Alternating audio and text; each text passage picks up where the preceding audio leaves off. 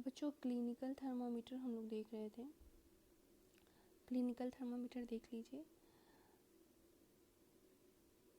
यहाँ पर एक बल्ब लगा होता है और ये एक उभरा सा पोर्शन होता है जिसे हम किंक कहते हैं, कॉन्स्ट्रिक्शन होता है वो। ये इम्पोर्टेंट है, समझ लीजिए। बच्चों को क्लियर नहीं होता है कि किंक होता कहाँ है, तो किंक की पोजीशन है और इस तरीके से वर्क करता है। यहाँ आप देख रहे होंगे मेजरमेंट्स लिखे हुए हैं। तो ये क्लिनिकल थर्मामीटर है।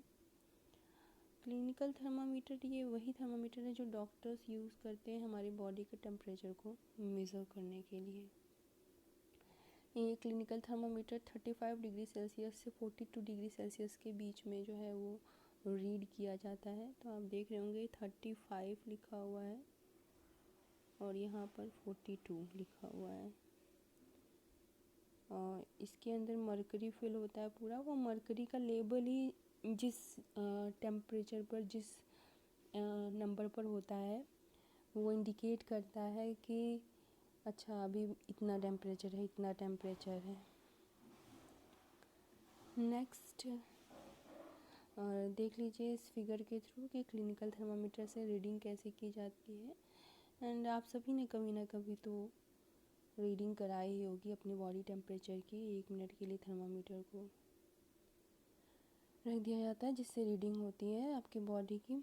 नेक्स्ट है बच्चों डिजिटल थर्मामीटर। डिजिटल थर्मामीटर वो थर्मामीटर है जो कि एक्सपेरिमेंट्स वगैरह के लिए, डिजिटल थर्मामीटर जो है आपका कन्वेंशनल मरकरी थर्मामीटर है, या इसी को इलेक्ट्रॉनिक थर्मामीटर भी कह सकते हैं। बहुत से डॉक्टर्स अब इसका यूज करने लगे हैं और ये इजी होता है पढ़ने में, समझने में। डिस्प्ले होता है आसानी से। इसमें बहुत सारे वेरी करने वाले टेम्परेचर नहीं होते। बहुत से लोगों को समझ ही नहीं आता है जो इससे पहले क्लिनिकल थर्मामीटर होते हैं उसमें क्लियर ही नहीं कर पाते हैं कि मरकरी का लेवल है कहाँ पर। तो इन सब चीज़ों से फ्री करने के लिए, they are also mercury free, इनसे फ्री करने के लिए डिजिटल थर्मामीटर चूँकि एक इलेक्ट्रॉनिक थर्मामीटर होता है तो यहाँ पर सिंपल जो भी टेम्परेचर होता है वो अपने आप रीड करके आ जाता है और आपको एग्जैक्ट थर्मामीटर से रेंज पता चल जाती है, रीडिंग पता चल जाती है कि क्या है।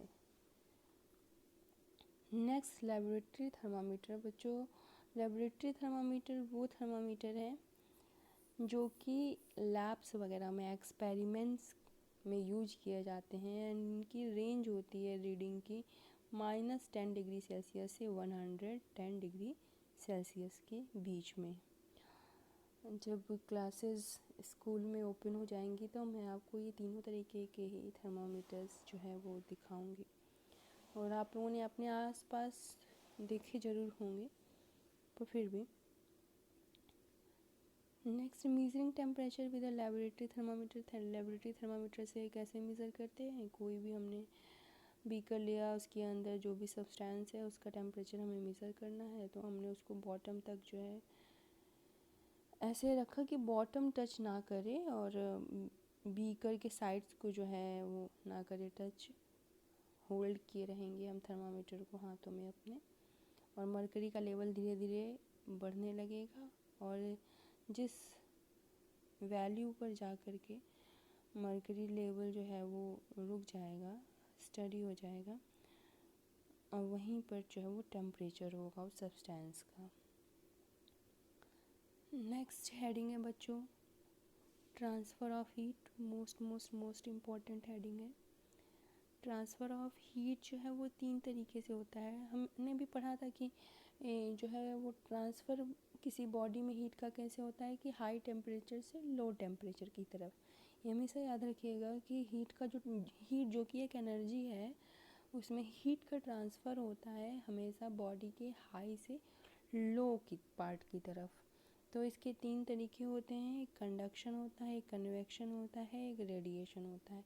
ये 3 डिफरेंट वेज हैं जिनके थ्रू ट्रांसफ़र होता है हीट का। ऐसा क्यों होता है? क्योंकि आपको मालूम है कि स्टेट्स अलग अलग हैं मैटर के, कोई सॉलिड है, कोई लिक्विड है, कोई गैस है, तो इसलिए ये 3 वेज भी हैं आपको दिए हुए।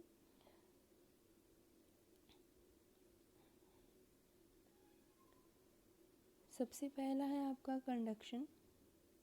Conduction is the process by which heat is transferred in solid from the hotter end to the colder end.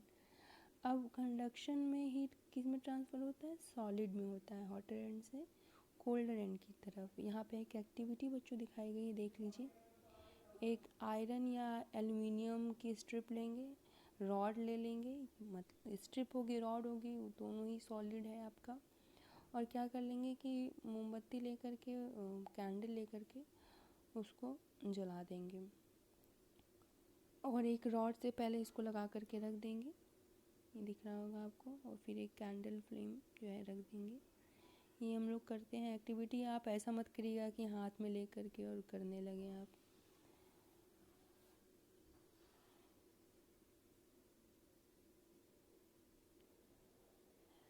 फिर क्या करेंगे बच्चों की, हीट करेंगे। अगर एक तरफ से रॉड को, कैंडल जिधर से फ्लेम जल रही है उधर से आपका रॉड जो है वो हीट हो रहा है, और धीरे धीरे जो वैक्स है, हम क्या करेंगे कि कुछ वैक्स के पीसेस होंगे। अब रॉड तो बहुत देर में गर्म होगा, लेकिन हीट एक पार्ट से दूसरी तरफ ट्रांसफ़र हो रही है, उसके देखने के लिए क्या करेंगे, वैक्स के कुछ पीसेस जो हैं वो इक्वल डिस्टेंस पर जो है हम फिक्स कर देंगे। ये दिख रहा होगा आपको, वैक्स के पीसेस हैं। और जैसे जैसे ये रॉड हीट होते जाएगी, वैक्स के पीसेस जो है वो मेल्ट होकर के नीचे गिरते जाएंगे। ये शो करता है कि हीट जो है वो हमेशा हॉटर एंड से कोल्डर एंड की तरफ जो है वो ट्रांसफ़र होती है बाय कंडक्शन इन सॉलिड। तो ये पहला तरीका रेडिएशन।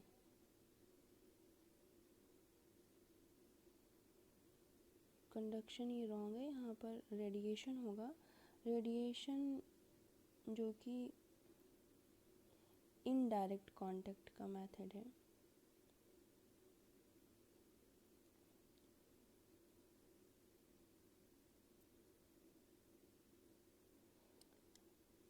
और आप देख रहे होंगे कि हम क्या करते हैं कि एक स्टोव चलाते हैं और उस पे हम रख देते हैं पैन को, पैन में सूप होता है, और फिर हम उससे स्पून से जब हम स्टीयर करते हैं तो स्पून भी जो होता है वो हॉट हो जाता है।